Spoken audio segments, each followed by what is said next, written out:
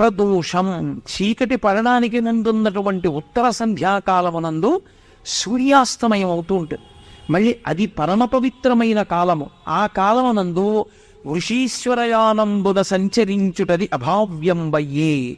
పరమశివుడు వృషభవాహనం మీద తిరుగుతాడు.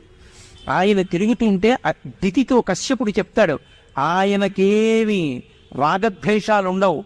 వృషద్విచిత్రతల్పయో భుజంగముక్తికస్రజో గరిష్టరత్నవష్టయో సుహృద్విపక్షపక్షయో త్రారవింద చక్షుషో ప్రజామహీ మహేంద్రయో సమప్రవర్తయన్ మనః కదా సదాశివం భజే. ఏ ద్వంద్వములు లేకుండా ధర్మాన్ని పట్టుకున్న వాడిని మాత్రమే రక్షిస్తాడు ఆయన. కాబట్టి వృషీశ్వరయానంబుల సంచరించుటది అభావ్యంబయ్యే. ఎలా ధర్మమున్ వీడగం. పరమశివుడు తిరిగే సమయం అమ్మా. ఇప్పుడు మనం అధర్మం ఆచరించకూడదు, భగవన్నామస్మరణతో గడపాలంటాడు. అంత శక్తివంతము ప్రదోషవేళ. ప్రదోషవేళలో పరమ పవిత్ర